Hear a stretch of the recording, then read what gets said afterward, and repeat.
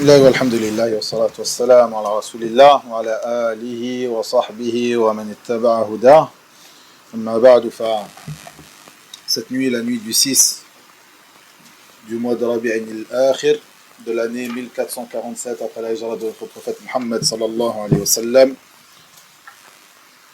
nous avons le plaisir de nous réunir dans notre mosquée Masjid al-Rahma de la ville d'Evry, du quartier Chantier du Coq,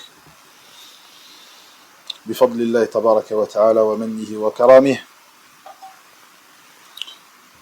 pour une assise où nous allons traiter de plusieurs sujets, Inch'Allah Ta'ala, qui ont attrait au manhaj, à la méthodologie de nos pieux prédécesseurs, Ridwanullahi alayhim. Et cette assise sera suivie, comme vous l'avez entendu, et c'est pour cela que vous êtes venus nombreux, Allahumma barak, qui sera suivie d'une assise plus décontractée, Inch'Allah Ta'ala, autour du thé, du gâteau, Alhamdulillah. Pour commencer, ayyuha al-ikhwa, le titre du cours d'aujourd'hui est ثوابت عادوا إلى التشكيك فيها, des bases, des fondements sur lesquels ils jettent le doute, ou ils sont revenus à jeter le doute à propos de ces fondements. J'ai choisi ce titre sur le titre d'un cours ou d'une allocution de Cheikh Abu Anas Mohammed ibn Hadi al-Madkhali, hafidahullah ta'ala, ce cours qui a été donné en 1434. Et la date est importante ici, comme vous allez le voir. En 1434, c'est-à-dire il y a 13 ans. Dans ce cours, le Cheikh traita de 3 sujets, de 3 bases, de 3 fondements, à propos desquels ils sont revenus à jeter le doute. Lorsque nous disons « ils » ici, ce sont des gens qui sont des détracteurs, des gens de la sunna, des gens qui ne sont pas d'accord avec eux parmi les gens de l'innovation, mais aussi certaines personnes qui font partie des gens de la sunna, mais qui n'ont pas compris ces fondements, par ignorance, par suivi des passions, par suivi des ambiguïtés. Et ceci est important, comme nous allons le voir ici. Ces 3 sujets, ou ces 3 bases qui ont été évoquées par Cheikh, nous allons les évoquer rapidement, car ces 3 sujets, comme les autres sujets que je vais aborder ici, et Inch'Allah Ta'ala, on ne va pas dépasser 1 heure de cours. Arrêtez-moi si on dépasse, puisqu'on a beaucoup de choses à faire encore après. Inch'Allah Ta'ala. Le but, c'est, comme on l'a déjà fait précédemment lors d'une série qu'on avait appelée Assises ouvertes, ou lors de la série qui était une explication au chapitre de Al-I'tisam, le cramponnement au Coran et à la Sunna du Sahih de l'imam al-Bukhari, ou autre que cela parmi ces séries de cours qui traitent de la méthodologie du manhaj. Ce sont des assises que nous faisons afin de s'enjoindre mutuellement à la piété, sans aucun doute, mais aussi à la patience, et se rappeler ces bases et ces fondements que, même si elles sont connues de certains, pour certains elles ne sont pas connues, donc ceux qui ne les connaissent pas, ils les apprennent. Ceux qui les connaissent, ceci est un rappel pour eux. Et ceux qui les connaissaient, qui les ont oubliés, comme je l'ai dit ici, par suivi, parfois des passions, parfois des ambiguïtés, parfois par manque de révision, parfois parce que ces fondements et ces bases, tu ne les entends en particulier à notre époque que très peu. Eh bien, ces assises nous permettent de réviser et de nous rappeler, et que celui qui ne connaissait pas ces bases les apprenne, que celui qui les avait oubliées ou qui a eu des ambiguïtés à propos de ces bases se rappelle, et afin de dissiper ces ambiguïtés. car ces ambiguïtés peuvent être dissipées par l'ikhlas, la sincérité envers Allah tabaraka wa ta'ala dans l'apprentissage de sa religion, de même que par la science profitable et bénéfique. Une personne qui peut être sincère, vouloir sincèrement le visage d'Allah tabaraka wa ta'ala par sa recherche de la science, par ses actions, mais qui ne trouve pas d'éducateur, qui ne trouve pas d'enseignant, qui ne trouve pas une personne qui va lui donner cette science qu'il recherche et pour laquelle il est sincère dans son apprentissage, cette personne-là peut tomber dans ces ambiguïtés très facilement.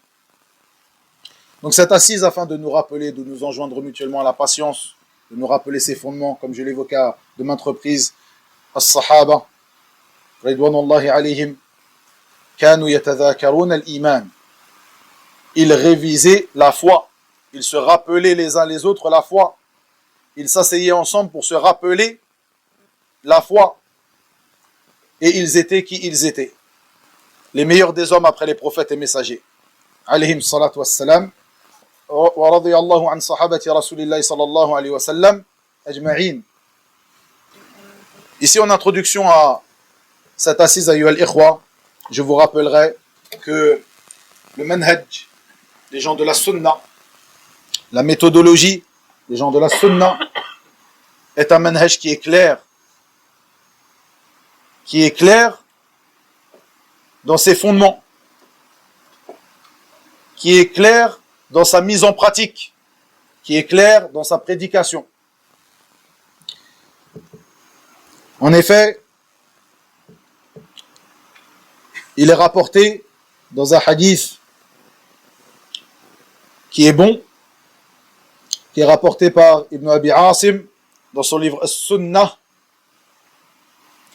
dans le sous-chapitre La porte de l'évocation de As-Sam' wa Ta'a, l'écoute du gouverneur et son obéissance.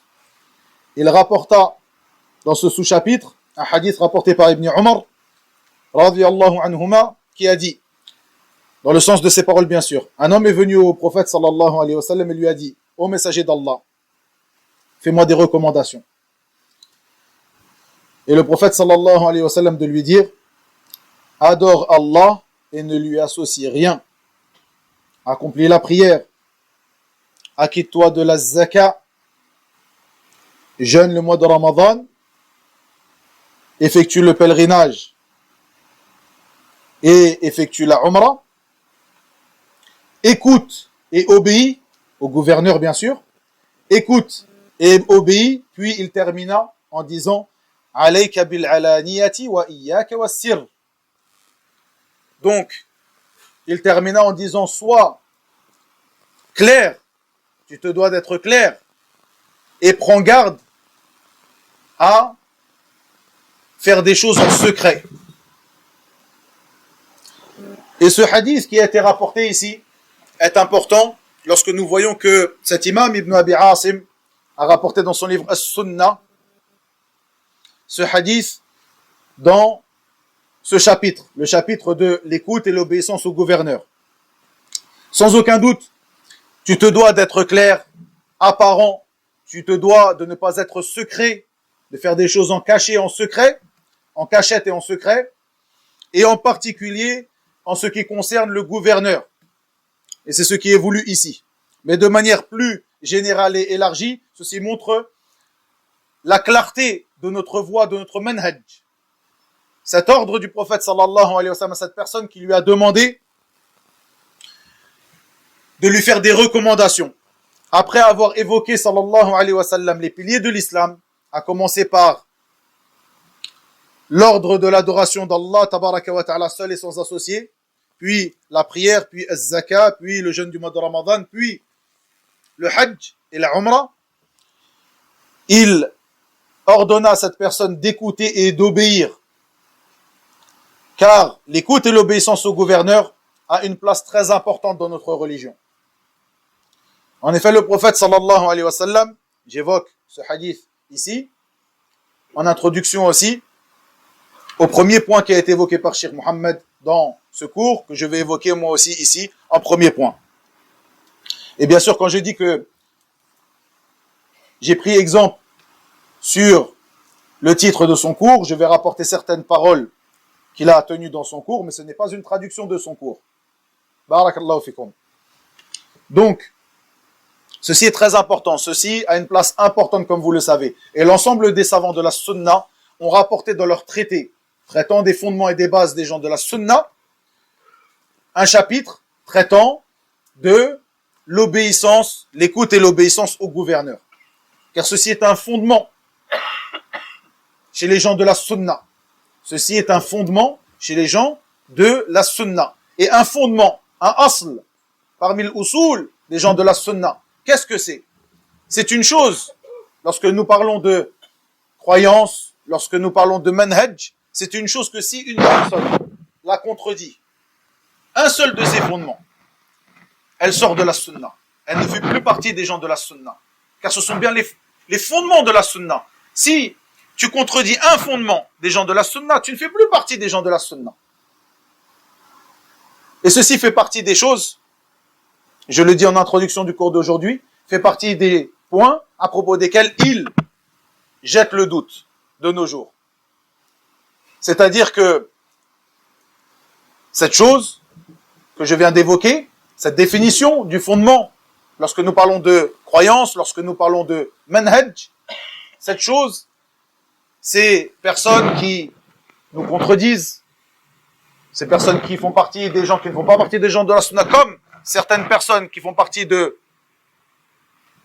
nous-mêmes, des gens de la sunna, mais qui ont suivi des ambiguïtés, qui ont été ambigus sur certains points, qui ont suivi leur passion, qui ont été ignorants sur certains points, ils jettent le doute aujourd'hui sur ce point-là. Le fait qu'une personne, lorsqu'elle contredit un seul fondement des fondements de la sunna, elle sort de la sunna.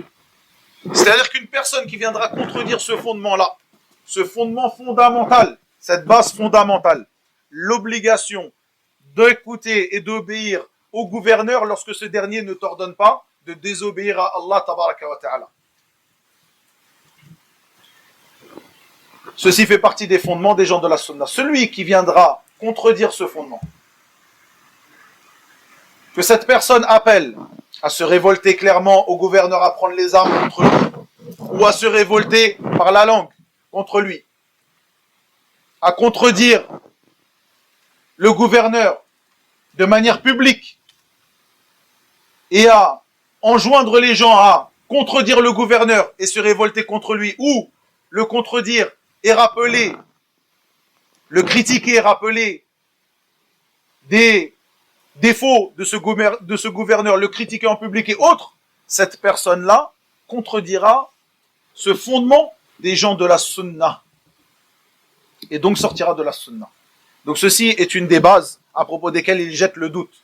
Le fait qu'une personne qui contredit un fondement parmi les fondements des gens de la sunna, cette personne-là sort de la sunna. On ne dit pas qu'une personne, cette personne-là, elle a une aqida qui est bonne. Mais c'est vrai qu'elle tend vers la voie des frères musulmans. Mais c'est quelqu'un qui a une aqida salafiyya, mais un manhaj ikhwani. Abadan.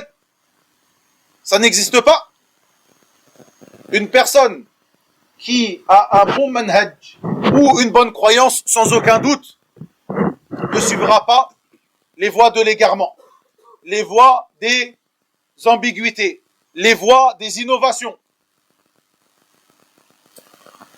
selon toutes ces formes ou toutes ces couleurs, selon toutes les sectes que nous trouvons aujourd'hui. Ceci n'existe pas. La méthodologie et la croyance sont deux choses qui vont de pair. Elles sont indissociables. Si une personne essaie de les dissocier, cette personne-là n'a pas compris la voie des gens de la sunna. Et ceci est une chose à propos de laquelle certains jettent le doute aujourd'hui. Ils te disent, et nous allons y venir et nous allons évoquer certains noms des têtes qui appellent à cette voie-là, et tous ceux qui suivent ces gens-là et qui courent derrière eux rentrent de facto dans ce que nous évoquons ici à propos de ces têtes-là. Certains te disent, il a une croyance salafiyya et un manhaj ikhwani. Une croyance salafiyya et un manhaj tabliri. Ça n'existe pas. cette personne-là est un ikhwani, est un tablighi, ou c'est quelqu'un qui fait partie des gens de la sunna. On dit que c'est un sunni, un salafi, quelqu'un des gens de al-hadith, wal-athar, quelqu'un de ahl-sunnati wal-jama'a, et autre que cela parmi les dénominations qui renvoient toutes à une seule chose. Ceux qui ont pris leur religion selon le livre d'Allah, tabaraka wa ta'ala, le Coran, la sunna authentique du prophète sallallahu alayhi wa sallam, selon la compréhension des pieux prédécesseurs, ridwanullahi alayhim. À commencer par as-sahaba, les compagnons du prophète sallallahu alayhi wa sallam, qui sont les premiers qui rentrent dans cette dénomination ou sous cette dénomination de as-salafus salih, les compagnons du prophète sallallahu alayhi wa sallam. Et pourquoi ça? Pourquoi nous suivons cette compréhension et pas une autre? Parce que cette compréhension a été agréée par Allah tabaraka wa ta'ala. Et quelle compréhension est meilleure? Et quelle compréhension mérite que tu la suives en dehors d'une compréhension qui a été agréée, qui a été recommandée, qui a été agréée par Allah tabaraka wa ta'ala? والسابقون الأولون من المهاجرين والأنصار والذين اتبعوهم بإحسان رضي الله عنهم ورضوا عنه. Allah les agrée et il l'agrée. Cette compréhension, cette voie, cette méthodologie a été agréée par Allah tabaraka wa ta'ala, pas une autre méthodologie. Donc c'est celle-ci que tu te dois de suivre. Et ça ne fait pas partie de la bonne raison, de la raison saine, de suivre une voie dont tu ne sais pas si Allah tabaraka wa ta'ala l'agrée ou ne l'agrée pas, alors que tu as devant toi une voie qui est agréée par Allah tabaraka wa ta'ala, comme dans ce verset de Surat At-Tawbah. Barakallahu fikum. Ici donc ce hadith que j'ai évoqué ici, où le prophète sallallahu alayhi wa sallam évoqua, après avoir recommandé les 5 piliers de l'islam, d'écouter et d'obéir au gouverneur, car ceci fait partie des fondements de notre manhaj. Et il lui ordonna d'être apparent, et il lui interdit de faire des choses en cachette, de faire des choses de manière cachée. Comme cela, comme vous le savez dans ce hadith, qui est rapporté dans les 2 recueils authentiques et autres, selon plusieurs versions. Ce hadith, comme tout ce que je vais évoquer dans le cours d'aujourd'hui, je l'ai déjà détaillé dans des séries de cours, dans des cours que nous avons fait précédemment. Revenez à ces cours, soit dans des cours que j'ai fait particulièrement à propos de ce sujet précis, ou dans des séries de cours, comme par exemple les fondements de la sunna de l'imam Ahmed. Si vous voulez plus de détails, revenez à ces cours. Ici, comme je vous l'ai dit, c'est une assise où nous nous rappelons ces fondements afin de nous renforcer les uns les autres. Barakallahu fikum. Revenez pour plus de détails à ces cours. Je ne vais pas ici détailler. Comme par exemple ce hadith où le prophète sallallahu alayhi wa sallam nous dit La tazalu ta'ifatun min ummati ala al-haqqi zahirin. Dans le sens approximatif de ces paroles, il subsistera un groupe de ma communauté sur la vérité apparent. Ce qui veut dire qu'ils sont apparents aux yeux de tous, ils ne sont pas cachés, de même que la vérité qu'ils défendent est apparente aux yeux de tous, elle n'est pas cachée. Et ceci est la vérité à laquelle appellent les gens de la sunna, une vérité claire et apparente. Et ce hadith, nous l'avons déjà expliqué en détail dans l'explication du chapitre de Al-i'tisam bil kitabi wa sunna, le cramponnement au livre d'Allah et à la sunna du prophète sallallahu alayhi wa sallam, du sahih de l'imam al-Bukhari. De même, le prophète sallallahu alayhi wa sallam nous dit Taraktukum ala al-bayda layluha kanahariha. Je vous ai laissé sur la voie éclatante, de jour comme de nuit. Ceci est la voie des gens de la sunna. Une voie éclatante, claire, qui ne prête pas à équivoque. Et comme cela doit être celui qui suit ce manhaj. Il se doit d'être clair. Ne pas faire des choses en secret.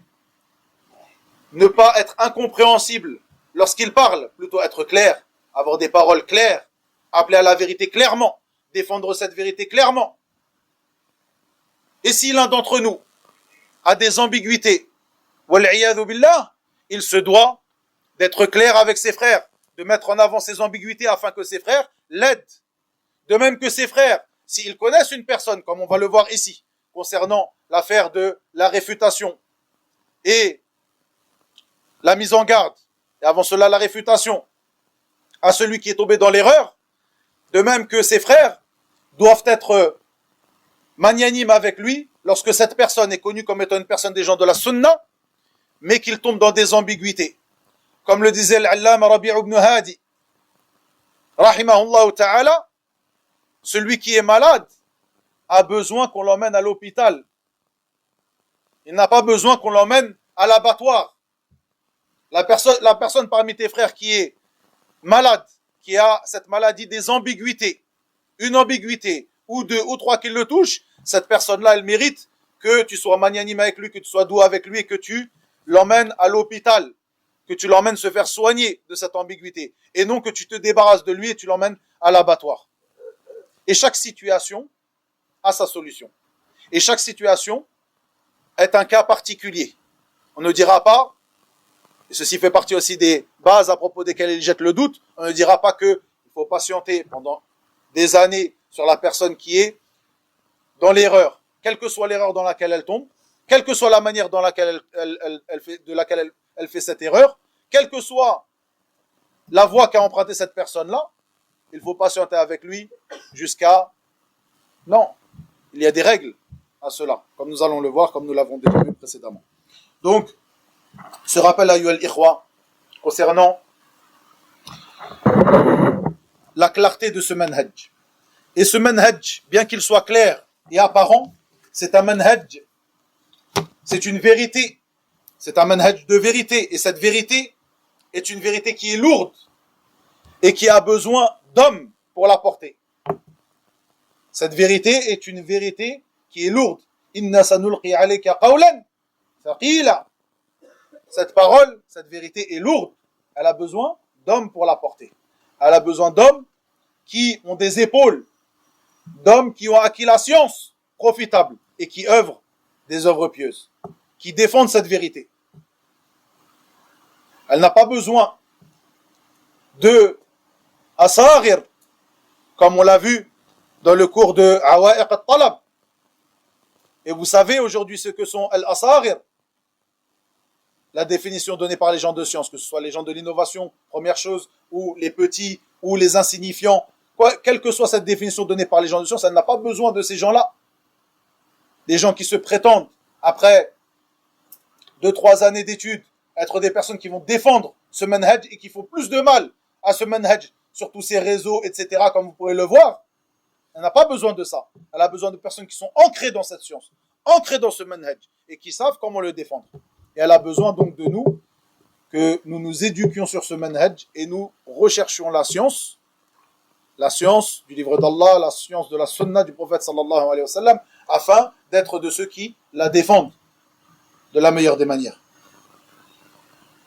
Et comme cela, cette voie est difficile et lourde à supporter. C'est pour cela que le prophète sallallahu alayhi wa sallam nous dit que à la fin des temps, il y aura des gens qui seront, celui qui se cramponnera, celui qui empoignera sa religion, qui se cramponnera à sa religion, sera comme une personne qui empoignera une braise. La personne qui se cramponnera à la religion d'Allah tabaraka wa ta'ala, à la sunna du prophète sallallahu alayhi wa sallam, sera comme une personne qui empoignera une braise. Parmi ces bases et ces fondements à propos desquels il jette le doute. Le Cheikh Mohammed dans ce cours nous dit que, et regardez, ce cours a été donné en 1434, il y a 13 ans environ. Le Cheikh nous dit que dernièrement nous avons vu et nous avons entendu beaucoup de choses qui se passent sur la scène de la prédication, de l'appel à Allah tabaraka wa ta'ala. Des paroles qui sont dites, des choses qui se produisent, et nous voyons des choses très étranges. Nous voyons nombre de choses très étranges, dans le sens approximatif de ces paroles, bien sûr. Je résume ces paroles et je fais une traduction approximative. Et certaines de ces choses que nous avons vues ces derniers jours et ces derniers temps, ce sont des sujets sur lesquels nous sommes déjà passés il y a une vingtaine d'années. Et la parole du Cheikh Mohammed qui a été donnée il y a 13 ans, nous pouvons la dire encore une fois aujourd'hui. Nous parlons de choses sur lesquelles nous sommes déjà passés il y a une vingtaine d'années. Et ceci nous montre quoi, ayyuhal ikhwa? L'importance de se faire ce rappel, l'importance de réviser ces fondements des gens de la sunna. Ne pas penser que cette chose est une chose qui est acquise. Comme vous l'avez entendu, rapprochez-vous s'il vous plaît, les frères Barakallahu. Il y a encore pas mal de frères qui sont dehors. Essayez. Il y a beaucoup de frères dehors. Allahu Akbar. Alaykoum salam. Khayran, Inch'Allah. Essayez de vous serrer, les frères Barakallahu. Donc, je disais, cela demande de nous rappeler ces fondements, de les réviser. Et comme vous l'avez entendu, pour ceux qui ont assisté avec nous à la khutbah de vendredi, de rechercher ardemment à pratiquer, à mettre en pratique ces choses par certaines causes. Parmi ces causes que j'ai évoquées pendant la khutbah, le fait de répondre à l'appel d'Allah tabaraka wa ta'ala, comme il le dit dans son livre, Ya ayyuhalladhina amanu, istajibu lillahi wa liyar rasul, idha da'akum lima yuhyikum. Ô vous qui avez cru, répondez à Allah et à son messager lorsqu'il vous appelle à ce qui vous donne la vraie vie. Wa'lamu anna Allah yahulu bayna al-mar'i wa qalbihi. Et sachez que Allah s'interpose entre l'homme et son cœur. C'est-à-dire que si tu ne réponds pas à l'appel d'Allah et de son prophète, si tu ne réponds pas aux ordres d'Allah et de son prophète, sallallahu alayhi wa sallam, si tu ne suis pas la sunna du prophète, sallallahu alayhi wa sallam, lorsqu'elle te parvient, lorsqu'elle te vient, tu ne la suis pas, prends garde qu'Allah tabaraka wa ta'ala ne s'interpose entre toi et ton cœur, parce que tu n'as pas suivi les ordres et tu n'as pas répondu à l'appel d'Allah et de son prophète, sallallahu alayhi wa sallam. Ainsi, plus tard, lorsque tu voudras y revenir, tu voudras répondre à cet appel d'Allah et de son prophète, tu ne pourras pas, car Allah se sera interposé entre toi et ton cœur. Ainsi est le tafsir des gens de science à propos de ce verset.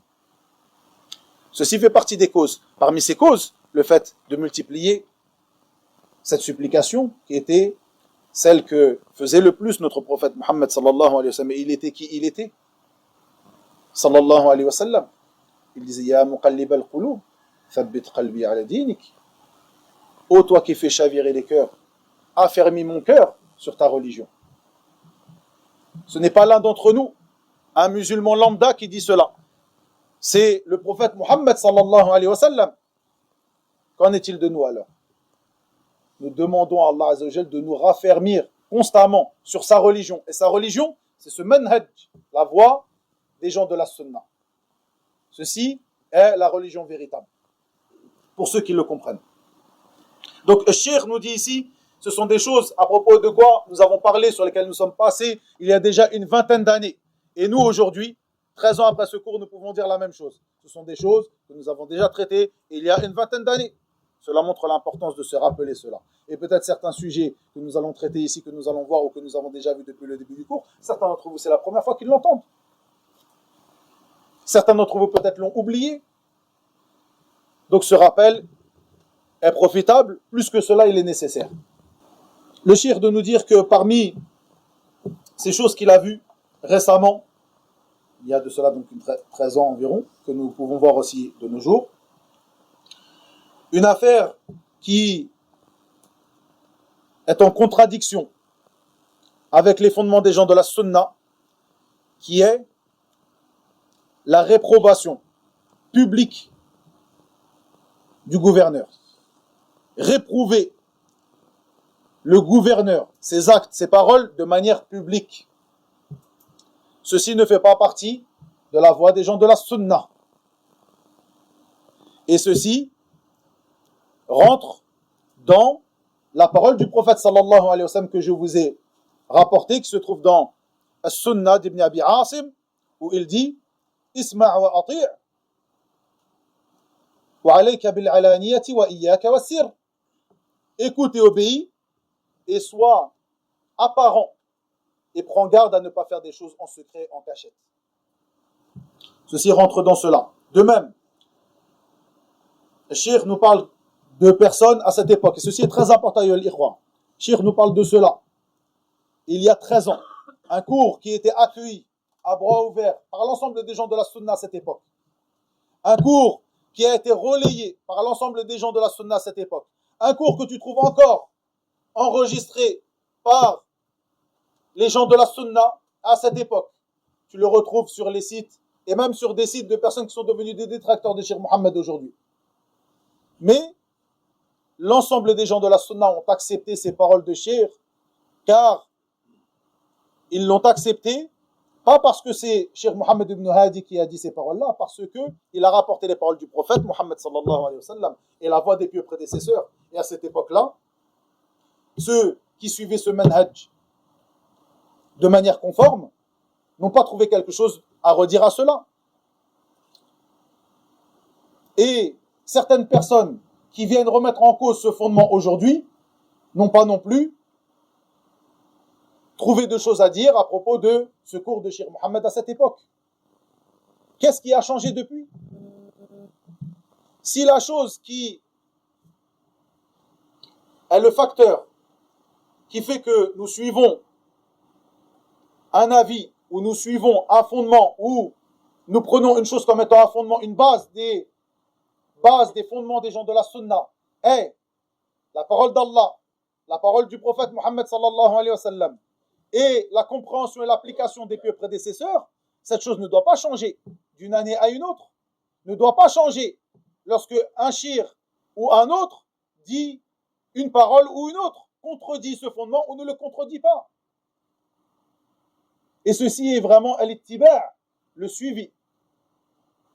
Et le cheikh a insisté lorsqu'il évoqua ce point-là. Faites bien attention, c'était il y a 13 ans, ça veut dire qu'il ne parle pas de choses qui peuvent arriver aujourd'hui. Il ne parle pas de cela, il parle d'autres personnes encore. Et l'histoire se répète. Et les gens sont différents. Mais les fondements restent fermement ancrés, restent les mêmes. Pourquoi? Parce qu'ils sont construits sur la parole d'Allah et la parole du prophète sallallahu alayhi wa sallam et la compréhension des pieux prédécesseurs, qui ne change pas. Et ceci nous amène à traiter d'un sujet très important que nous avons traité en détail, ayyuhal ikhwa. Revenez encore une fois à ces cours. Les cours sur le fanatisme. On a parlé de ce grand mal qui se répand et qui se propage dans cette communauté. Et ceci depuis de nombreuses années. Le fanatisme. Et ce fanatisme se manifeste de différentes manières, comme je l'avais expliqué. Soit les gens se fanatisent pour un cheikh. C'est ce à propos de quoi nous parlons bien souvent. Parfois, ils se fanatisent pour leur propre personne, leurs propres avis. Parfois, ils se fanatisent pour leur nationalité, pour leur ville, pour leur tribu, pour leur quartier, etc., etc., etc. Le fanatisme est de différentes sortes. Ici, nous parlons d'un fanatisme religieux pour un cheikh. Si cheikh a dit ça, c'est que c'est comme ça. Si il a dit comme ça, c'est que c'est comme ça. Où sont les preuves? Où est cette salafiyya? Où est ce suivi de la sunna, ce suivi de la voie des pieux prédécesseurs? Ces pieux prédécesseurs qui disaient, comme le disait Abdullah ibn Abbas, أقول قال رسول الله وتقولون قال أبو بكر وعمر. Je vous dis, le messager d'Allah sallallahu alayhi wa sallam a dit, et vous me dites, Abu Bakr a dit, et Omar a dit. Et pire encore, aujourd'hui, on peut voir que les gens qui se revendiquent, les frères qui se revendiquent de ce manhaj, n'ont pas de mal à dire, Abu Bakr s'est trompé, le meilleur de cette communauté. Abu Bakr s'est trompé. Omar s'est trompé. Un tel ou un tel parmi les grands compagnons se sont trompés, car évidemment ils se sont trompés, c'est une réalité. Radiyallahu anhum ajma'in.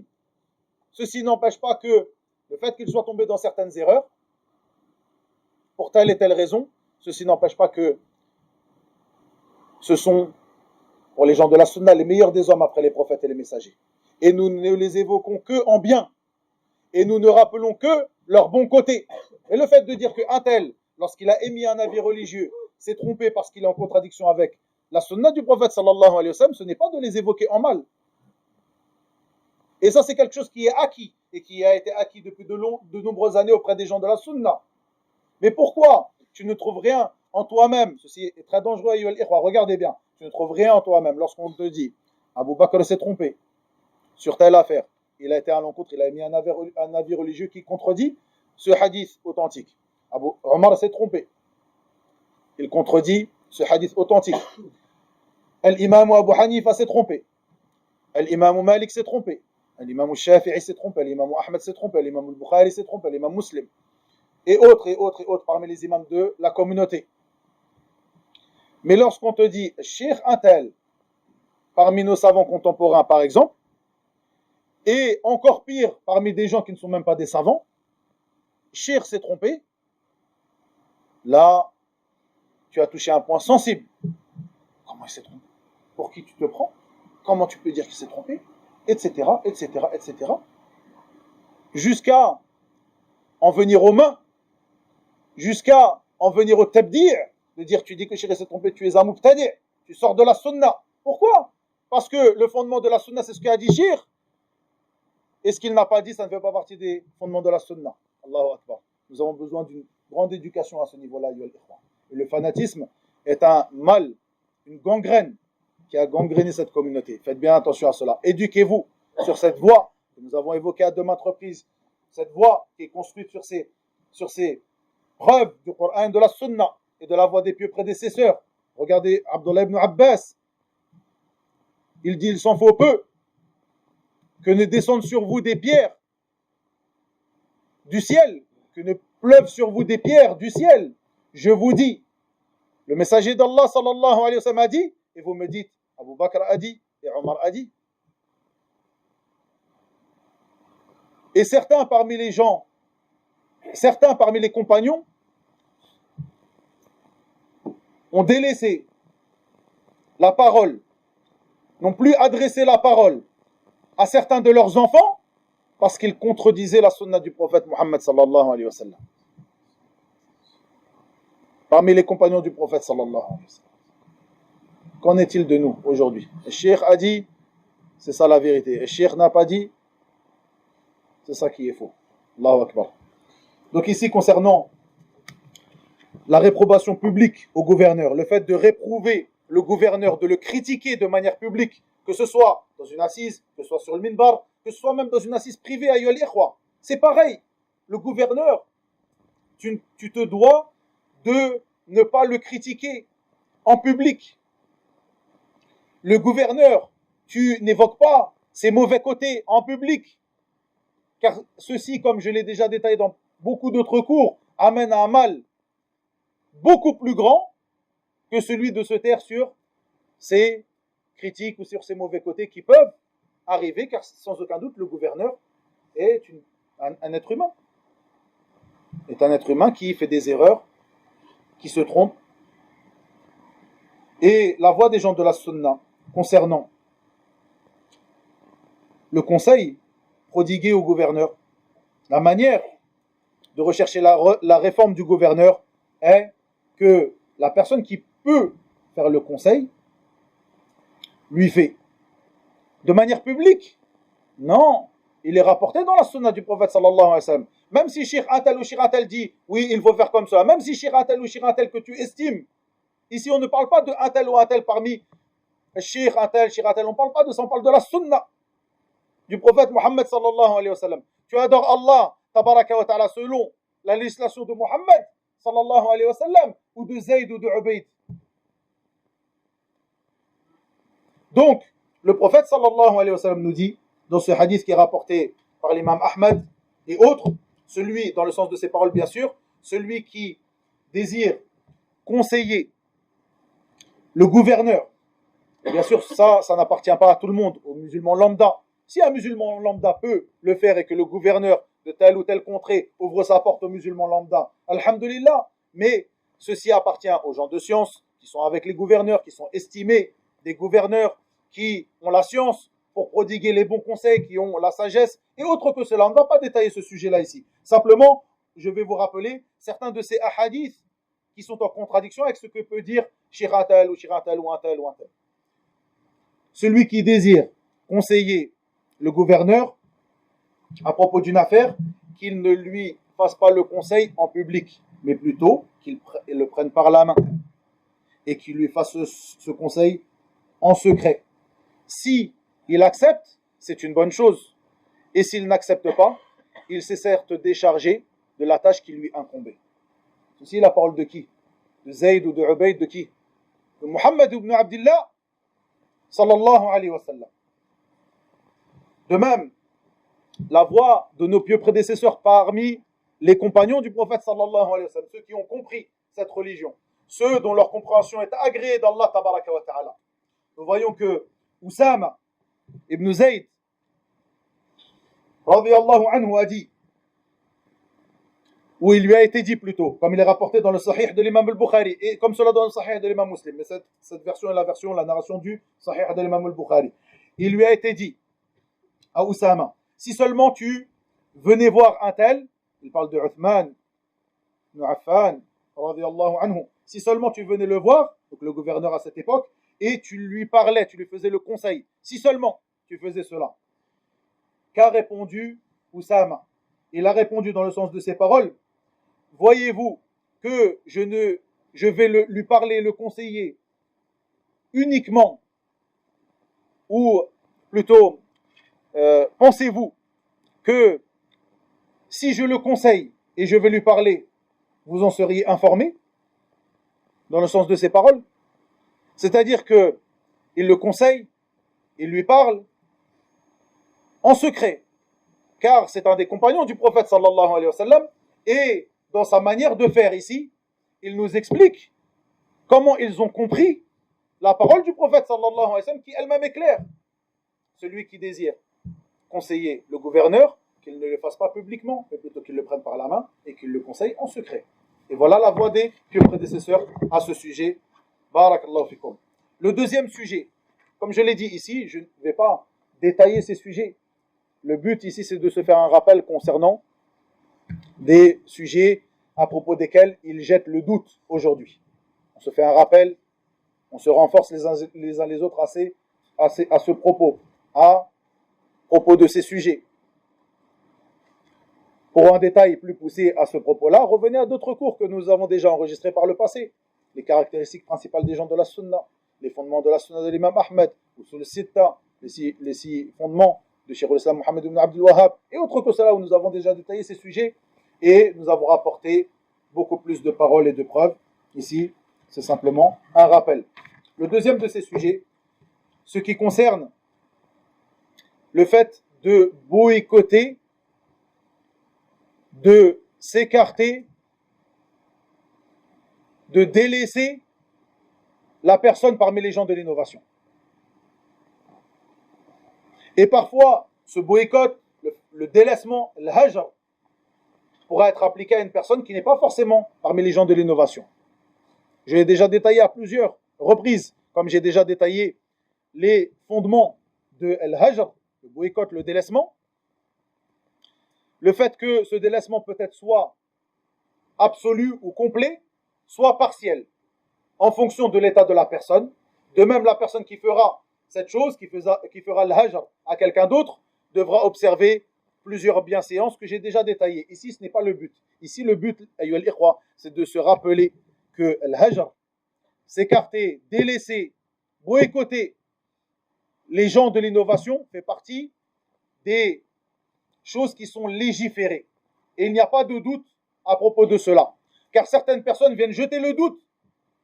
Ils te disent non, il faut que telle et telle et telle et telle chose, et ils conditionnent cette chose par nombre et nombre de conditions à propos desquelles il n'y a aucune preuve. Et ces conditions, elles profitent à qui? Sûrement pas à toi, qui fais partie des gens de la sunna, pour te préserver. C'est-à-dire que tu t'écartes de cette personne pour te préserver ta religion.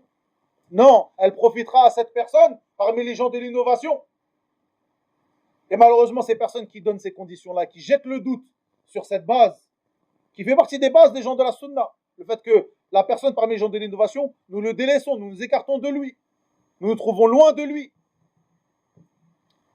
Ces personnes-là, parfois, qui jettent le doute, s'apparentent aux gens de la sunna.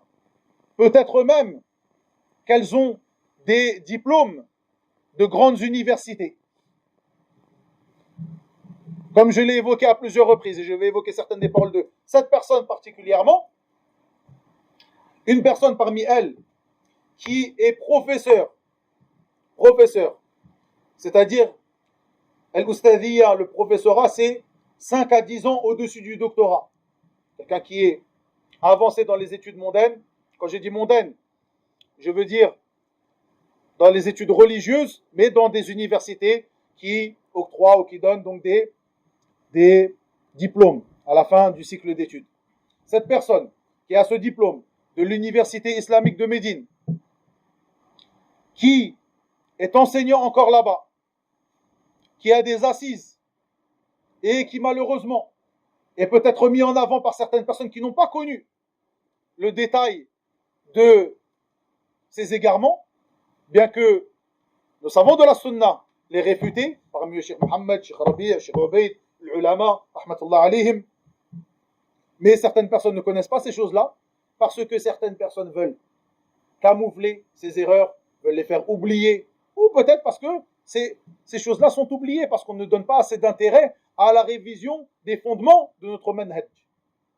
Parce qu'on ne se rend pas compte que le manhaj, la méthodologie, est une matière à part entière qu'il convient d'étudier, comme tu étudierais al-fiqh, usul al-fiqh, usul al-hadith, mustalah al-hadith, usul al-tafsir, etc., etc., etc.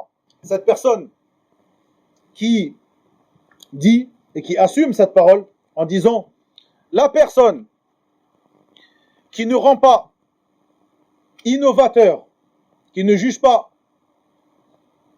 d'innovateur Al-Jahm ibn Safwan, qui est la tête de la secte de l'Jahmiyya, la personne qui ne juge pas d'innovateur Al-Jahm ibn Safwan, cette personne-là délaisse le fait qu'il ne le juge pas d'innovateur et prend la science de lui. C'est-à-dire qu'il ne juge pas d'innovateur, ce n'est pas quelque chose à prendre en compte. Ne prend pas en considération cette chose-là, prend la science quand même de lui. Cette personne, Al-Jahm ibn Safwan, à propos de qui, comme l'a dit Ibn al-Qayyim dans An-Nuniyya, لقد تقلد كفرهم 50 في 10 من العلماء في البلدان 50 في 10 كم؟ 500 parmi les ulama des contrées où se trouvent des savants à son époque, ou à l'époque de Salaf plutôt, puisque Ibn al-Qayyim rapporte la parole de Salaf dans An-Nuniyya, 500 parmi les savants, et c'est un nombre approximatif, c'est-à-dire un grand nombre, la plupart des savants de la Sunna ont jugé de sa non-croyance à cette personne-là, Al-Jahm ibn Safwan, de sa non-croyance. Et cette personne-là, qui est un professeur, il est professeur de quoi à votre avis, cette personne qui dit ça? Professeur de quoi? Professeur, 10 ans après le doctorat, qui donne des cours à l'université ou en dehors de l'université. Professeur de quoi? De aqida, de croyance. De croyance, ayyuhal ikhwa. Et il dit cette parole-là. Il dit délaissez, ne rentrez pas dans ces choses-là, puisque en gros, ces personnes-là jettent le doute sur ses fondements.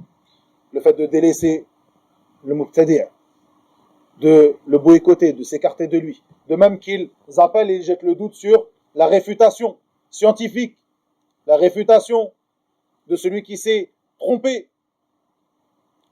De même que la mise en garde contre les gens de l'innovation. Ils jettent le doute sur ces fondements-là. Il n'y a pas de doute après, il n'y a pas, en fait, ce n'est pas étrange de trouver des personnes comme cela, même s'ils ont ces degrés d'études qui disent ce genre de paroles, car leur manhaj est déviant. Comme cela, certaines personnes qui ont même des assises qui sont connues et reconnues. Comme récemment, certains ont propagé à propos d'une personne, mais cette personne-là, à la base, n'est pas connue des gens de la Sunna. Une personne qui a une assise dans la mosquée sacrée de Mecca,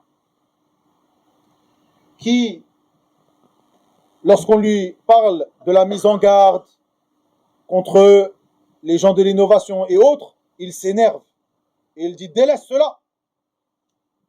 Arrêtez de parler de cela. Est-ce que tu seras interrogé dans ta tombe à propos de un tel et un tel? Une parole de vérité par laquelle il veut le faux. Tu crois que si tu délaisses la mise en garde et Avant cela, le fait de prendre garde de toi-même. Car si les gens délaissent la mise en garde, comment les musulmans lambda ou même les étudiants en sciences ou autres prendront garde des innovateurs si les savants délaissent la mise en garde, ou ceux qui sont aptes à faire la mise en garde? Comment on va prendre garde? On va faire attention de ne pas prendre la science de tel ou de tel, d'écouter de tel ou de tel.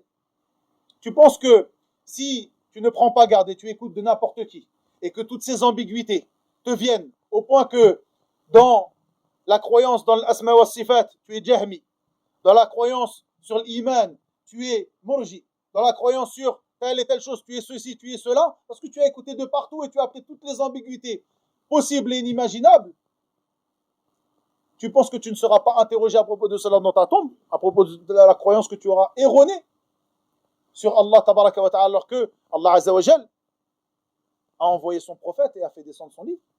Ceci est une parole de vérité, c'est-à-dire que tu ne seras pas interrogé dans ta tombe qu'est-ce que tu as à dire sur telle personne en particulier, sans aucun doute, c'est une parole de vérité, mais par laquelle on veut un faux. La personne qui dit cela, elle veut un faux. Délaisse cette chose-là, arrêtez, il s'énerve. Ça, c'est un manhaj déviant. La personne qui dit ça a un manhaj, une méthodologie déviante, ayyuha al-ikhwa. Car la méthodologie des gens de la sunna, sans aucun doute, c'est comme vous le savez, inna hadha al-ilma din, fanzuru amman ta'khuduna dinakum. Certes, cette religion est une science, certes, cette science est une religion. Regardez donc de qui vous l'apprenez. Ceci était la voix des gens de la sunna. De même, concernant le hajr de al-mubtadi' et des gens des ambiguïtés, il y a nombre et nombre de textes qui sont rapportés. Barakallahu fikum. Il faut savoir que ce manhaj, comme c'est un manhaj qui est clair, une voix éclatante et claire, c'est un manhaj aussi qui est un manhaj de discernement. Un manhaj furqani. Un manhaj de discernement. Et comme cela, la personne qui suit ce manhaj, as-salafi, as-sunni, cette personne-là est lui-même furqani. Vous n'avez pas vu des gens ici, même dans cette mosquée, fuir la mosquée quand certaines personnes s'avancent pour l'imama? Hein? Ça, c'est le discernement, ayyuha al-ikhwa. Barakallahu fikum. Une personne qui s'impose, comme je l'ai dit, vous vous rappelez, dans un cours du dimanche il y a quelques semaines, le fait que le musulman ne doit pas s'effacer. Il doit être fort. Et ceci fait partie de l'aqidah, de al-wala wal-bara. L'alliance et le désaveu. L'alliance et le désaveu avec les gens qui contredisent la religion. Et parmi les gens qui contredisent la religion, les gens de l'innovation. Tu dois avoir cette alliance et ce désaveu avec eux. Tu les aimes pour la foi qu'ils ont et tu les détestes pour les manquements qu'ils ont dans leur foi, les manquements qu'ils ont dans le suivi de la sunna. Et ceci est la voix des gens de la sunna concernant l'iman, la foi. Et donc, cette voix est une voix de discernement, une voix qui se singularise, qui se démarque. Et comme cela, le sunni, salafi, et furqani, est quelqu'un qui se démarque, qui est singulier. Il se démarque de qui? Des voies de l'innovation. Il apparaît clairement. Il lève l'étendard de la sunna haut. Et, sans aucun doute, comme le disait Cheikh Muqbil, rahimahullah ta'ala, la chose qui a préservé la da'wa des gens de la sunna au Yémen, c'était ce discernement. Le fait que ce discernement, qu'est-ce qui est voulu par cela? At-tamayyuz. Qu'est-ce qui est voulu par cela? Le fait que les gens de la bid'a sont là-bas et toi tu es ici. Il n'y a pas de mélange entre toi et eux. Ils sont loin. Toi tu es avec les gens de la sunna et les gens de la bid'a sont là-bas. Loin de toi. Et comme cela il est rapporté de Salaf, Al-Fudayl ibn Iyad disait: je mange avec un juif et un chrétien et je ne mange pas avec un innovateur. Car j'ai peur, si je mange avec lui, je m'assois avec lui, que la malédiction d'Allah tabaraka wa ta'ala tombe sur lui alors que je suis avec lui.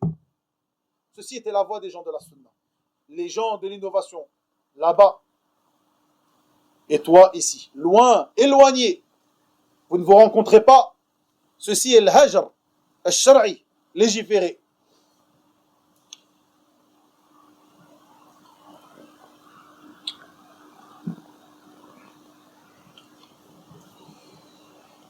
Comme cela, il est rapporté, je dis, Cheikh Mohammed a rapporté cela, car Cheikh Mohammed est, Hafidahullah ta'ala, très connaisseur du recueil de Sunan de Abu Daoud, il a écrit sa thèse de master comme sa thèse de doctorat à propos du recueil de Sunan de Abu Daoud, et il l'enseignait pendant de nombreuses années à l'université de Médine. Hafidahullah ta'ala, il rapporte dans ce cours que l'imam Abu Daoud, dans son recueil de Sunan, a rapporté une porte. Babu mujanabati ahli al-ahwa wa burdihim. La porte, le chapitre, le sous-chapitre du fait de s'écarter des gens, des passions, et de les détester. Et le mujanaba, c'est le fait de s'écarter, mais que les gens de qui tu t'écartes sont fi janib, et toi tu es fi janibin akhar. Al mujanaba en arabe, ça veut dire que ceux de qui tu t'écartes, ils se trouvent d'un côté, et toi tu te retrouves de l'autre côté. C'est ça le mujanaba. C'est ça le sens dans la langue arabe. Vraiment loin, éloigné, vous n'avez rien, vous ne vous rencontrez pas. Et ça, c'est le tabouib, le chapitre qu'a donné, le titre qu'a donné l'imam Abu Daoud à ce chapitre. Et dans ce chapitre, il rapporte le hadith rapporté par Abu Dharr, radiyallahu anhu, où le prophète sallallahu alayhi wa sallam a dit Afdalul a'mal al-hubbu fillah wal-bughdu fillah. Les meilleures des œuvres, ou la meilleure des œuvres, est l'amour en Allah et de détester en Allah. Comme cela dans ce hadith qu'on a déjà évoqué, comme vous le savez. Awthaqu ura al-iman al-hubbu fillah wal-bughdu fillah. L'anse la plus solide de la foi est l'amour en Allah et de détester en Allah. Et c'est bien cela, la croyance de l'wala wal-bara. Comme cela, Al-Allama Rabi', lorsqu'il réfuta cette personne, ce docteur, qui a dit la parole que je vous ai évoquée précédemment, il parla de cette personne en disant que cette personne a jeté le doute, a voulu jeter le doute en écrivant un livre qu'il a appelé Nasiha. Et il a traité les gens de la sunna d'être des exagérateurs et des gens qui sont étranges à la sunna. Et il a pensé, comme le dit Cheikh Rabi', il a pensé remédier à cette fitna, ce trouble ou ces troubles qu'il trouvait sur la scène de la prédication, en écrivant ce livre An-Nasiha. Et dans ce livre An-Nasiha, il traita de plusieurs sujets. Donc c'est un conseil comme il l'a prétendu pour les gens de la sunna, comme il l'a prétendu. Et bien sûr les gens de la sunna, pour cette personne-là, est comme ses prédécesseurs, des gens qui appellent à un manhaj qu'ils appellent al-wasi' al-afyah. Retenez ces termes-là, retenez ces règles-là, que je vais vous évoquer ici. On va terminer le cours sur cela. Je ne vais pas vous donner tout le cours que j'avais préparé, mais Inch'Allah ta'ala, on va terminer sur cela. Comme je vous l'ai dit, c'est un cours qui devait durer à peu près 1 heure, où on se fait le rappel. Ce n'est pas conditionné que je vous donne tout ce que j'ai rapporté ici. Alhamdulillah, ce que j'ai évoqué ici suffira. Je vais vous évoquer certaines règles inventées et innovées qu'ont donné un grand groupe de personnes. Cheikh Rabi' a cité le nom de ces personnes-là, donc je vais attendre de lire cette partie-là, puisqu'il les a cités, walhamdulillah, en réfutation justement à ce docteur qui se prétend de remédier à travers ce livre qu'il a appelé Le Conseil à ces problèmes qu'il a trouvés dans la scène de la prédication. Parmi ces règles, al-manhaj al-wasi'u al-afyah, c'est-à-dire la voie grande et large, une voie qui englobe tout le monde, une voie qui englobe les gens de la sunna, une voie qui englobe aussi des personnes qui tendent vers la sunna mais qui se revendiquent d'autres voies, innovées et égarées. La voie large et vaste et grande, on en a déjà parlé dans d'autres cours, je l'ai déjà évoqué. Si vous voulez un détail plus particulier pour ceux qui sont arabophones, j'ai déjà aussi expliqué cela à travers des cours que j'ai donnés dans notre mosquée, à Nouakchott, dans la ville de Nouakchott. Jami' al-Imam Tabari a une explication de ces règles innovées et inventées. Vous les trouverez sur, je pense sur Ahl Dhikr, elles ont été pour certains propagés, et d'autres que j'ai demandé qu'ils ne soient plus propagés, donc ils sont propagés sur le groupe de la mosquée, de notre mosquée Jami' al-Imam Tabari à Nouakchott. Pour ceux qui sont arabophones, qui veulent plus de détails, car j'ai détaillé vraiment sur une grande série de cours, une longue série de cours, ces égarements. Pourquoi j'ai détaillé ces égarements? Parce que c'est des égarements que nous retrouvons encore. Le titre d'aujourd'hui, c'est des règles et des bases sur lesquelles ils jettent le doute. Et même si certaines de ces personnes qui ont inventé ces règles sont mortes aujourd'hui, mais leur pensée et leur voix perdurent et persistent à travers certains de leurs élèves. Et malheureusement, certaines personnes qui s'apparentent aux gens de la sunna, soit par naïveté, soit par ignorance, soit par suivi des passions, ont adopté ces règles. Et pour certains encore, et même ici en France, les ont enseignées. C'est pour cela que chez certaines personnes, ce sont des règles qui sont acquises. Et si tu lui dis que ce sont des règles innovées, il est déboussolé. Parce qu'il a appris comme cela. Il a appris que le manhaj, c'était comme cela. Il y a de cela plus de 20 ans. Le livre de référence, on va dire, je dis de référence, ce n'est pas vraiment de référence, mais un livre qui était mis en avant par certains sites qui se revendiquaient de la salafia à l'époque, lorsque la salafia était très mal comprise ici en France. En l'occurrence, un site qui s'appelait Riyad Salihin. Qui connaît ce site-là? Les anciens. Les anciens. Très peu. Et regardez. Sur ce site, le livre qui était mis en avant, c'est un livre de Ali al-Halabi qu'on va évoquer ici, qui est un grand innovateur qui est décédé aujourd'hui, Ali al-Halabi, Ali Hassan, et ce livre sur Da'wa Salafiyya. Lui, il t'explique, la Da'wa Salafiyya, c'est ça qui était propagé en français sur ce site-là. Comment tu veux que les gens de la France, leurs prêcheurs et ceux qui ont assisté à leurs cours peuvent s'éduquer si c'est ça la Salafiyya qu'ils ont connue? Quoi qu'il en soit. Et parmi ces choses qu'il développait dans ce livre, ces règles innovées que je rapporte ici. Donc, al-manhaj al-wasi' al-afyah. Donc, cette voie large et vaste qui englobe tout le monde. Venez tous. Venez. Ça, c'est la voie de qui, ça? La voie des ikhwan. Da'wat al-tajmi'. Du moment que tu es avec nous, alhamdulillah. Si tu es avec nous, même si tu n'es pas musulman, comme je l'ai déjà évoqué dans des cours, comme vous le savez, Hassan al-Banna disait dans certaines de ses lettres, il a Akhina, Louis Fanous, Akhuna, notre frère, Louis Fanous, un chrétien, qui faisait partie des frères. Quoi qu'il en soit, Barakallahu fikum, Sheikh Rabi' donc parle de ce docteur qui dit que il a, dans ce livre, voulu remédier à certains problèmes qu'il a vus au niveau des jeunes, au niveau de la prédication, et donc, il dit qu'il a rapporté beaucoup de règles qui viennent conditionner la légitimité de faire le hajr, le boycott, le délaissement de la personne qui contredit les gens de la sunna, de même que la réfutation de cette personne. Il a conditionné ça avec nombre de conditions, et comme le dit Cheikh ici, il a réuni un grand nombre de conditions que seul l'injuste et en gros cet innovateur ou celui qui contredit les gens de la sunna profite de ces conditions. C'est-à-dire que cette personne-là, il a été un mukhadhil des gens de la sunna, c'est-à-dire qu'il les a délaissés. Il ne les a pas secourus.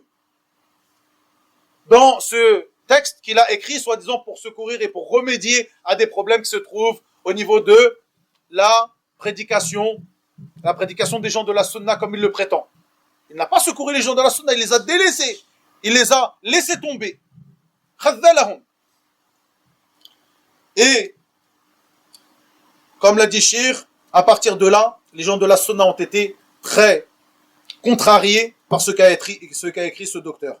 Puis il nous dit, parmi ces choses, avant de parler, faites bien attention, ça aussi, ça fait partie des choses très importantes sur lesquelles on doit s'éduquer. Et Cheikh Rabi' lui dit, à cette personne qui est un professeur qui est âgé, etc., cette personne que je vous ai évoquée précédemment, il dit, et donc nous devons nous éduquer sur ces conseils que nous donne l'ulama, il dit, il était impératif pour toi, avant de parler à propos de ça, de connaître les causes de la divergence entre les jeunes. Toi, tu as voulu remédier à cette divergence que tu trouves entre les jeunes. Un tel qui fait le hajr, qui boycotte un tel qui réfute un tel qui n'est pas d'accord avec un tel.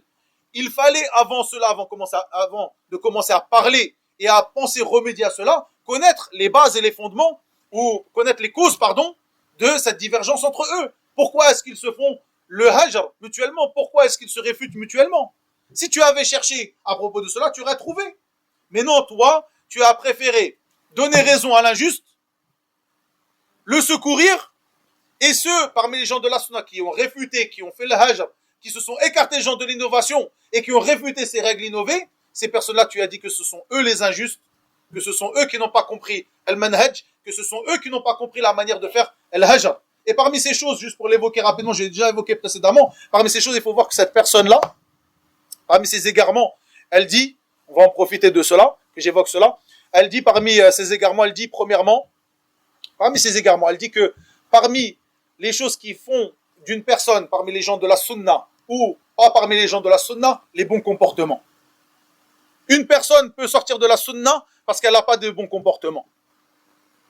En 1447, tu entends cela alors que les traités des gens de la sunna, il y en a combien? Ou sur le sunna de l'imam Ahmed, ou sur le sunna l'ibn Abi Zamanin, ou sur le sunna les Ar-Raziyayn, ou sur le sunna de Ali ibn al-Madini, tous ceux qui sont rapportés par l'imam al-Lalaka'i dans Sharh Usul al-I'tiqad, ou sur le sunna de l'Awza'i, ou sur le sunna de Sufyan, al-Thawri, tous ces livres, Sharh al-Sunnah al-Barbahari, al-Shari'a al-Ajurri, tous ces livres qui traitent des fondements des gens de la sunna, où tu as trouvé cette chose-là?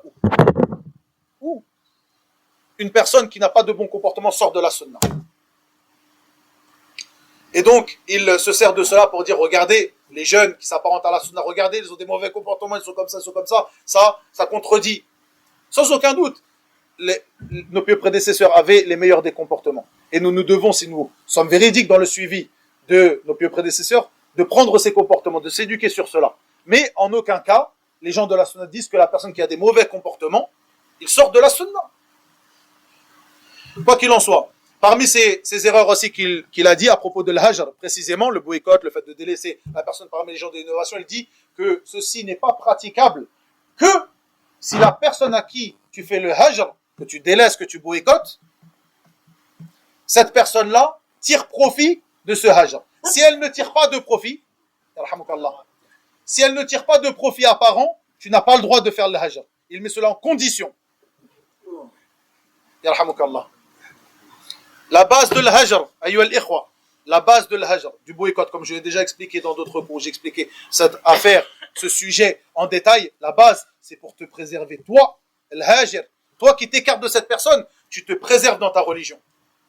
C'est pour ça que le prophète sallallahu alayhi wa sallam, au retour de la ghazwa de Tabouk, a ordonné de faire le hajr de plusieurs personnes, dont Ka'b ibn Malik wa sahibay.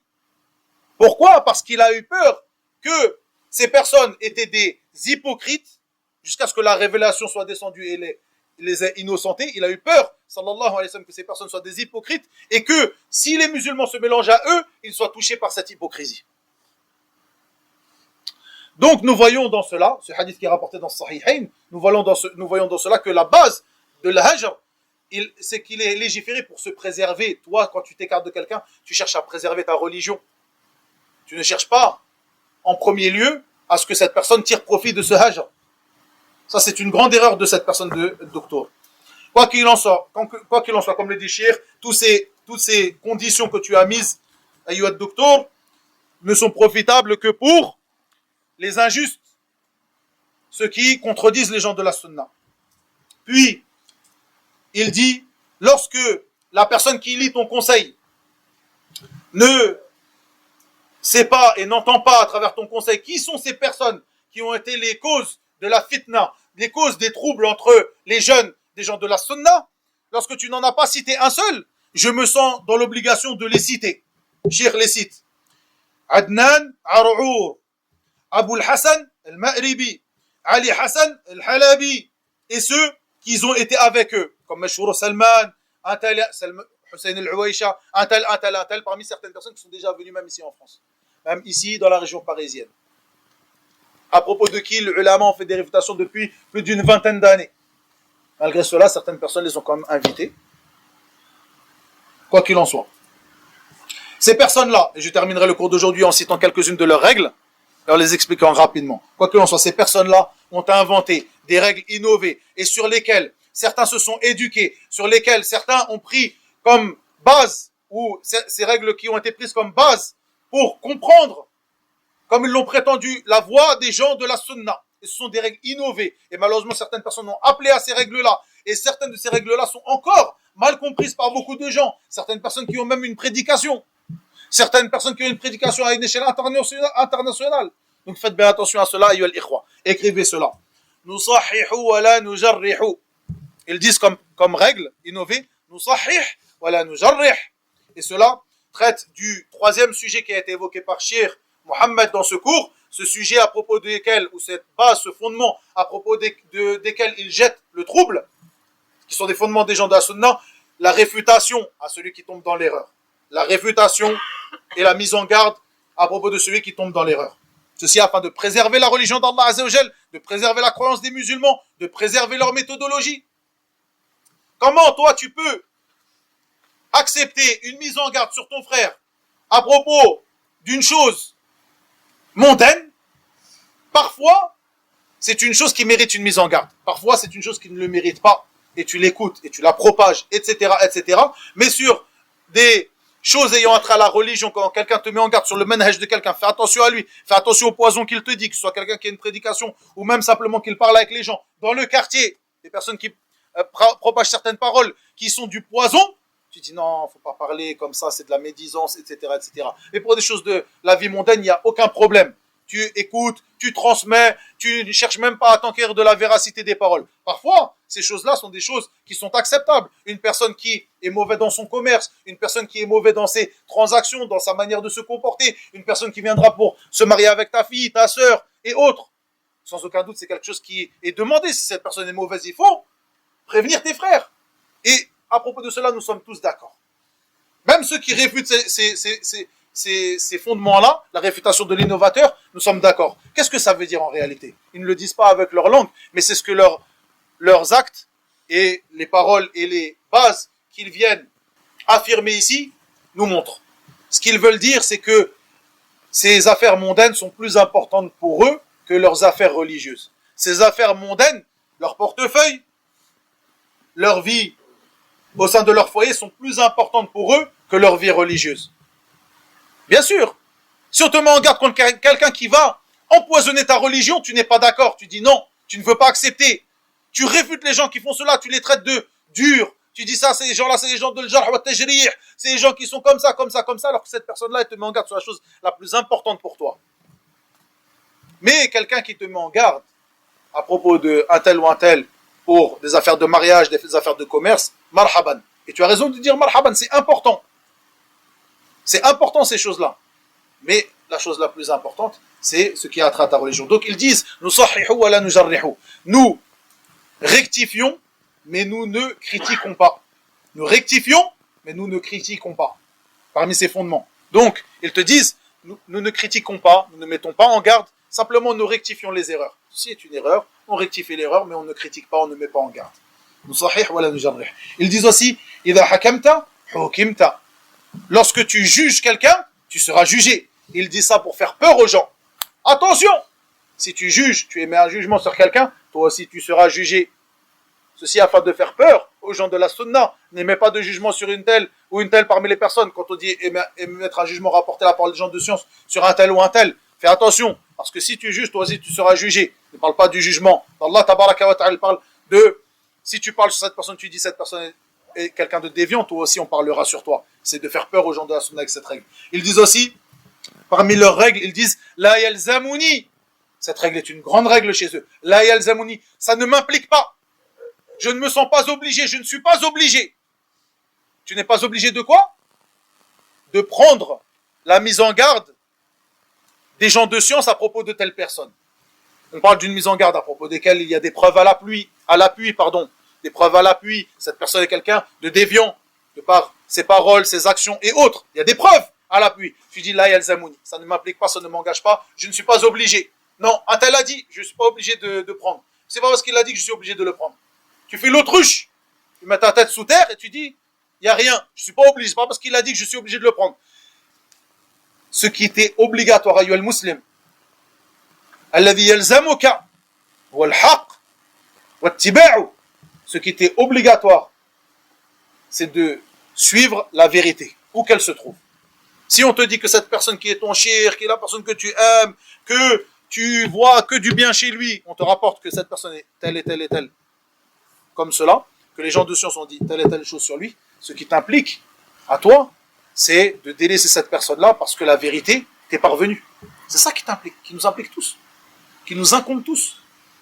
Comme cela, ils utilisent une règle très dangereuse qui est hamlul mujmal al mufassal. Hamlul mujmal al mufassal, c'est-à-dire de prendre les paroles abstraites d'une personne non détaillée et de les conditionner par ces paroles détaillées qu'on trouvera à un autre endroit. J'explique un peu plus, j'ai déjà expliqué précédemment. Une personne qui aura dit une erreur claire, sans équivoque, dans un livre, dans un cours et autres. Cette personne-là, la voix des gens de la sunna, c'est de réfuter cette parole-là. De réfuter cette parole-là, il l'a dit publiquement. Comme le disait Maïmoun ibn Mihran, parmi as-salaf, il disait man asa'a alaniyatan falyatub alaniyatan wa man asa'a sirran falyatub sirran. Celui qui a fait une erreur en public, qu'il fasse un repentir public. Celui qui a fait une erreur en secret, qu'il fasse un repentir en secret. Si tu as fait une erreur que tout le monde a entendue, tu te dois de corriger cette erreur en public. Si tu ne le corriges pas, les gens de la sunna de vérité se doivent de te réfuter en public afin que les gens ne soient pas trompés par cela. Et ceci même si la personne est une personne parmi les gens de la sunna. Faites bien attention. Ça c'est la réfutation. La réfutation et réfuter et rectifier l'erreur, ceci même si cette personne fait partie des gens de la sunna. Et parfois c'est même plus difficile lorsque cette personne fait partie des gens de la sunna. Omar ibn al-Khattab disait, radiyallahu anhu, ma taraka li qawlu al-haqi sahiba. La parole de vérité ne m'a pas laissé un seul ami. Regardez la parole de Omar. Il n'a pas parlé des gens de l'innovation. Il n'a pas parlé des gens qui sont contre toi. Les gens qui sont contre toi ne sont pas tes amis. Les gens de l'innovation ne sont pas tes amis. Il dit, la parole de vérité, le fait de dire la vérité, de dire le haqq, où qu'il soit, quand il doit être dit, ça ne m'a pas laissé une seule personne. Parce que dire la vérité, c'est plus difficile lorsque c'est ton ami intime, lorsque c'est quelqu'un que tu aimes, lorsque c'est ton cher, lorsque c'est la personne que tu mets à une place, sur un piédestal. C'est plus difficile encore, mais tu te dois de dire la vérité. Et d'accepter cette vérité. Et c'est ça qui est difficile. Quoi qu'il en soit, le fait de prendre des paroles qui sont détaillées, de prendre une parole qui est générale, même si cette parole est une erreur claire, sans équivoque, ils te disent attention, arrête-toi tout de suite, attends, on va pas, même s'il a fait une erreur, c'est clair, c'est une erreur clairement, d'accord, et ne parle pas sur lui, attends, on va chercher dans ses livres, dans ses cours, et parfois ils vont éplucher pendant des jours, des semaines, ses livres, ses cours, pour trouver une parole détaillée à ce sujet, où, dans cette parole, eh bien, elle ne fait pas l'erreur. Ils disent, ne parle pas sur lui, parce que dans certains de ses paroles, il dit la parole de vérité, même si ici il a fait une erreur, mais cette parole de vérité vient prendre le dessus sur cette erreur qu'il a dit. Et ça, c'est une règle très dangereuse par laquelle ils ont défendu les têtes de l'innovation. Parmi eux, parmi les plus grandes têtes de l'innovation, c'est Qutb, qui a dit des paroles très graves au point que certains de nos savants disaient, comme Shir Ubayd le disait, rahimahullah ta'ala, si je ne jugeais pas que cette personne est un ignorant, j'aurais jugé de sa non-croyance. Tellement, ce sont des paroles graves. Mais ils vont chercher pour dire, ah, non, à ce moment-là, il a dit une parole qui vient prendre le dessus sur cette parole de fausseté. Non, ceci n'est pas la voix des gens de la sunna. Une dernière, et je m'arrêterai ici. Non, deux dernières, et je m'arrêterai ici. La yuqbalu al-jarh. La yuqbalu al-jarh illa idha kana ijma'a. Le jarh, la critique, n'est pas acceptable que lorsque cette critique est un consensus. Ils te disent on n'accepte pas la critique que s'il y a un consensus. C'est-à-dire que si un, parmi les savants de la sunna, a fait une réfutation sur quelqu'un, a détaillé ses erreurs, et faites bien attention, cette chose-là, vous le voyez tous les jours. Si une personne parmi les gens, et chez des gens de la sunna, si une personne parmi les gens de science a détaillé l'erreur d'une personne, on te dit non, je n'accepte pas ce détail, je n'accepte pas cette réfutation. Pourquoi ? Parce que ils n'ont pas tous parlé. Ce n'est pas tous les savants, ce n'est pas un consensus auprès des savants sur le fait que cette personne-là est un innovateur ou s'est trompé ou a fait une erreur. C'est la même parole que, c'est vrai, il y a peut-être une erreur ici, mais il y a un tel qui recommande quand même cette personne-là. Il y a une tezkiya d'un tel sur lui, donc c'est bon. Oui, mais il est tombé dans une erreur claire. Oui, mais il y a une tezkiya d'un tel. Notre cher Cheikh Hassan, rahmatullah alayh, rahimahullah azza wa jal, il disait, al-muzakki, wallah, Al-Muzakki, ou Allah, celui qui purifie, ou ici la tazkiya on le traduit par la recommandation, mais c'est une recommandation dans le sens de la purification, c'est-à-dire qu'on dit que cette personne-là est fiable, est pure, est bonne. C'est ça la recommandation. Il disait Al-Muzakki, ou Allah, moi je ne fais pas tazkiya, je ne fais pas de recommandation. Al-Muzakki c'est Allah, moi je fais un ta'rif. Je fais connaître les gens, je dis un tel, je le connais en bien, etc. etc. Le Muzakki ou Allah, si une personne te fait ce qu'on appelle une tazkiya, une recommandation, mais toi tu es mauvais, cette recommandation ne te sert en rien. Quoi qu'il en soit, on n'accepte pas la critique que s'il y a ijma'. Tu rapportes une personne, un tel a réfuté telle personne, car il est sur cette telle et telle voie. Il te dit, oui, mais que dit un tel à propos de cela? Que dit un tel?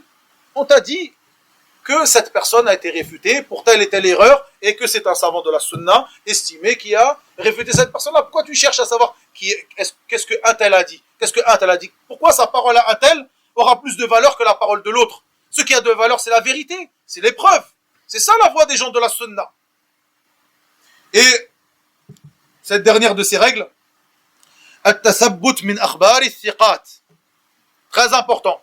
Ils disent, ces gens-là, ils disent lorsqu'une personne fiable vient avec une information, ils disent non, il faut s'enquérir de la véracité de cette information-là. Ils vont jusqu'à dire même, comme le dit Ali Hassan, il disait, il n'y a pas de preuve à propos de cette science de l'jarh wa ta'dil. Allahu Akbar.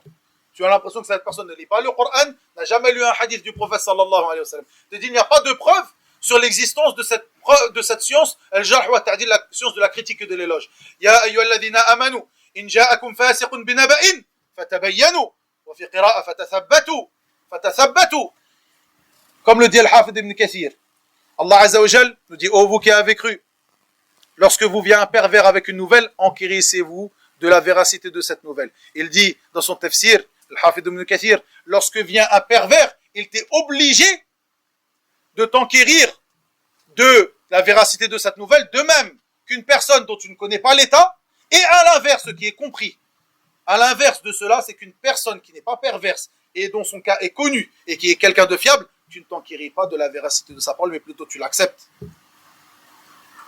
Ceci est la voie des gens de la sunna. Et bien sûr, ils utilisent cela pour réfuter des personnes qui auraient réfuté d'autres personnes et pour repousser et rejeter la réfutation et la mise en garde. Wa illa huna wa billahi tawfiq. Wa sallallahu wa sallam wa barak ala nabiyyina Muhammad wa akhiru da'wana alhamdulillahi rabbil alamin.